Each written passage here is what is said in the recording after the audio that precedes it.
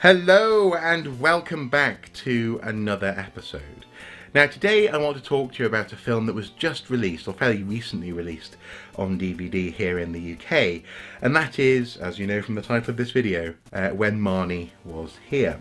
This is a film from Studio Ghibli, the legendary animation studio in Japan, and this is also actually the first film which hasn't had direct input from the equally legendary Hayao Miyazaki. This film was directed by a chap called Hiromasa Yonebayashi, I believe that's how you say his name. Sorry if I'm butchering it, but he has the nickname Maro, or Maro, and I think I'll refer to him as such from here on. But because this is the first film that Miyazaki hasn't directly had input into, there was quite a lot of, I suppose, anticipation. Nervous anticipation, not least, for example, in Japan, where these films are so incredibly popular. Now, the first thing I want to say is this: that people needn't have been too nervous. You know, I mean, Maro has a legacy which has been essentially as the disciple of Hayao Miyazaki. He has previously directed, for example, the Borrowers movie, Arrietty, the Ghibli animation based on the book The Borrowers, with direction from Miyazaki, but nonetheless he was been learning all the way through. He was a key animator when it came to Spirited Away, and so in so many ways this film was in very safe hands. So I wasn't too nervous when I came to watch it. I actually got the film because a friend gave it to me, well, bought it actually for me and my wife, as a little sort of a little gift to keep away any glumness, because at the moment the world is feeling like a bit of an uncertain place. You know, surprise election results in America, bizarre political things happening around the world, wars and blah blah blah, and so they wanted to make sure that we weren't getting too wrapped up in our own heads, and so they gave us this film. Now, ironically, this movie is all about a character called Anna who is completely wrapped up in her own head, and she meets a girl called Marnie, hence the title of the film. And I thought this was fascinating because this film, in so many ways, does everything right, considering it is the first film not to have Hayao Miyazaki involved. It toes the line in terms of lots of the Ghibli staples, but it also finds a new path in some certain key ways. And the first one that really struck me was the character of Anna, the protagonist. She is going through some stuff. She's introverted, and actually her first thoughts, her first internal thinking in this movie is about how isolated she is from the world around her, that she feels as though she's on the outside, literally, almost of a magic circle which contains the rest of society. And crucially, she says, I hate myself, at least in her head. She has a panic attack, essentially. And this is the sort of stuff which is very unconventional for a children's animation. You wouldn't see it normally, for example, in a Disney movie, a character, the protagonist, being so compromised and so ill at ease with themselves. Yes, okay, sure, you have characters who are being told that they're ugly and all they need is some sort of magic to change that, or you have a character who feels bad because someone has done something horrible over there in the corner and they just have to overcome that evil witch or something. But you rarely get essentially someone who's going through mental turmoil and trauma in such a film. And so this was fascinating because this sort of represents a slight departure from for Ghibli. Yes, in previous films they have shown, for example, the difficulty of change in films like My Neighbor Totoro and Spirited Away, moving to a new area, being a sibling, and the reality of dealing with this stuff. But those characters fundamentally liked themselves, even if they were unsure about the world around them. In this movie, Anna really doesn't like herself, and I thought that was just fascinating and also, frankly, really refreshing, and something which I can relate to, and I'm sure many other people out there can as well. So that was something which really got my attention from the get-go. that said, though, there were also other things which really helped me to settle into the idea of this being a Ghibli film, and them having picked up the baton and running with it. For example, the beauty of the animation here is top-notch. The hand-drawn nature of the pictures, the imagery being minimally interfered with in terms of computers, and I suppose what I really enjoy about Ghibli films is the way that they revel in the mundane. I think I said this when I was talking about Spirited Away, where they take a normal everyday situation, for example the way in which glass distorts the room behind it when you press up against it and you change your viewpoint. This is a very simple thing to do, but it anchors you in the world, and it helps you to buy into what comes next, just as with Spirited Away. And therefore, the magical elements, they have a sort of a physical reality which has been established by reveling in the mundane. From people on a bicycle to walking up a path to the effect of the wind, Ghibli has a beautiful way of dealing with real life as well as the magical. Now, in a similar way to Spirited Away, this film does deal with a transition, with a liminal sort of zone, as it were, an area between our world and another world, and that felt like again they were very deliberately taking what they knew and using it to help you feel at home. This movie undoubtedly was a statement about how they wanted to move forward as a studio, but also what they were bringing with them. They weren't just abandoning the ideals of Miyazaki, and lots of people were concerned about this. So they also, yeah, in that sense, in the structure of the film, they took the familiar and went with it. But in terms of departures, there's also some more subtle things which they did, which I think really worked very well. On the extras disc, and this DVD is a rarity in modern releases, it actually came with a second disc, goodness me. They actually talk about how, for example, they deliberately played with the colour of the sky. In a typical Studio Ghibli movie, the sky is blue with clouds in front of it. This beautiful open vista, a horizon which is inviting exploration, and ultimately is a very positive view of what is out there to be found if you just have the courage to go and find it. In this film, they went with what they called a pearlescent sky, a sky which is not one colour, and a sky which changes and reflects in some way the emotional state of Anna, the protagonist. This adds a level of complexity and emotional sort of context to the film and the character, which is very welcome.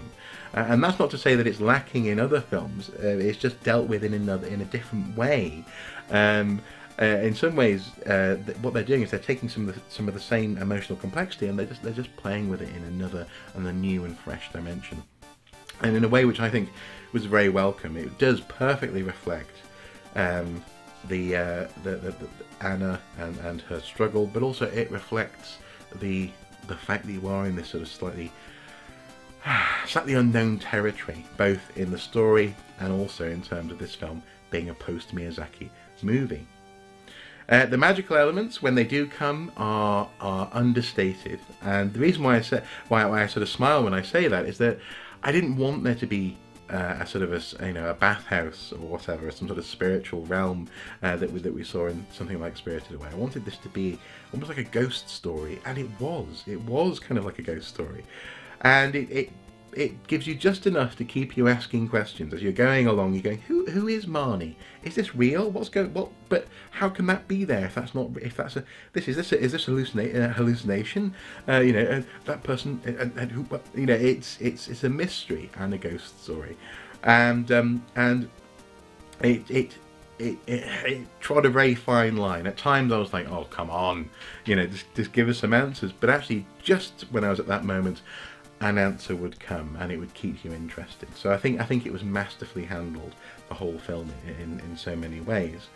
Another way in which this film gives you just enough is in exploring, or not exploring, the specifics of the relationship between Anna and Marnie.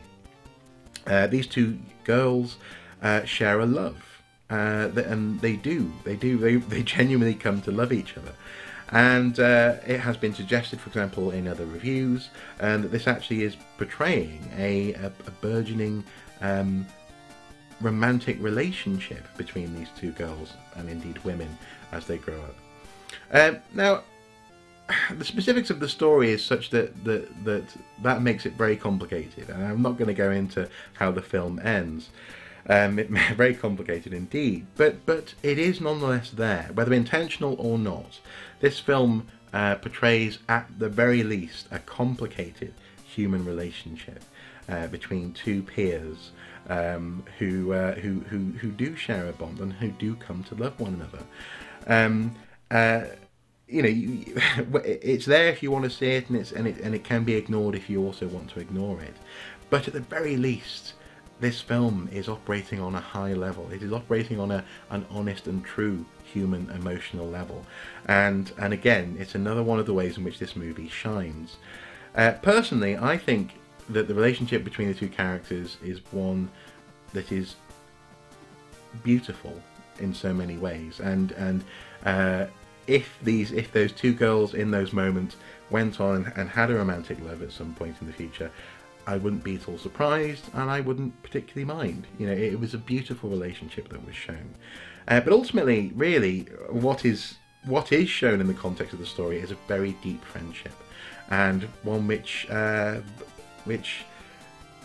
a very welcome thing to see. So I was very happy to see such a bond, and such a bond being explored in a way which wasn't, you know, these are clearly defined boundaries of how we will interact. You know, it's a good thing, and it's also good because, frankly, that's how lots of people that age are. You know, they're exploring the depth of their emotions. They're exploring what they mean to each other. And in the context of this story, this is an awakening story in so many other ways that I wouldn't be at all surprised if this has an effect on Anna in her, you know, hypothetical future. So yeah, that was very welcome. Finally, I really just want to touch on something else as well, and that is that this film deals with not only the animated beauty of reality, but also some of the harsh realities of modern life. The relationship between different generations, the tragedies that can unfold in someone's life, the ways in which one's plan doesn't necessarily pan out in terms of the future, and how actually we all have hopes which are in one way or another dashed or modified. You know, no one's life turns out the way that they think it will, and frankly, that would be boring if it did, if life just did exactly what you thought it would. And this film doesn't shy away from that. I suppose a similar film in my mind would be Up from Pixar. At the beginning of that film, we are shown some beautiful romantic imagery between, you know, this young couple who get married, and they go on to have a very lovely relationship, but sadly they can't have children, and that has an effect on and really upsets, for example, the wife in that relationship. Well, it has an effect on them both. But unless they don't shy away from that, they don't shy away from the reality that sometimes things just don't work and work out in the way you hope they will. And so this film is similar in that respect as well. There is a harshness to it, but again a beauty to it in the way that actually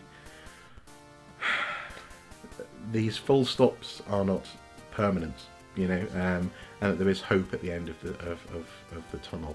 I'm trying to not be specific, just in case you haven't seen the film, but it was good. It was good. Again, it was very good.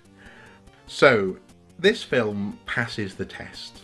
You know, obviously I was concerned and aware that it may not. It may go and slightly tarnish the legacy of the studio, but it hasn't. They've picked up that ball, they've grabbed that baton, and they've run with it, and they've gone in many ways in interesting directions, but at the same time paying respect to and bringing along the best of what has come before. And that's surely that's everything that we could ask for and hope for from a studio which has been so reliant on such a talented man like Hayao Miyazaki. Speaking of which, actually, a couple of days ago, ironically enough, he announced that he was going to come back from retirement once more, to work on a film about a caterpillar, which should be interesting. I suppose I only hope that that doesn't somehow undermine the progress which has been made with When Marnie Was Here. Hopefully, if he does come back and work within the fold of Ghibli, the team doesn't just slot in underneath him once more. It's been shown now that actually these guys can work without him. And if he is working on a project and he does have a team, hopefully they can have another team working on something else. But I guess we'll see. I mean, the decisions made within that studio are rightfully being made very carefully and in their own proper time. Everyone understands the legacy of this studio and how important it is within Japan, but also globally. And I'm sure they're going to make the right decision as time progresses. But my point is, it's been shown that they can do it, and Miyazaki isn't the only magical ingredient in these films. He's been so important and will continue to be, but they can tell a gorgeous story, an important story on their own, and hopefully they will do again in the future. Anyway guys, if you haven't seen this film, do check it out. As I say, it is now available here in the UK on DVD and Blu-ray presumably, and it definitely should take its place in your Ghibli collection. Hopefully you found this video interesting and or useful, and I guess all that remains to be said is, as ever, until next time, do take care. Bye bye.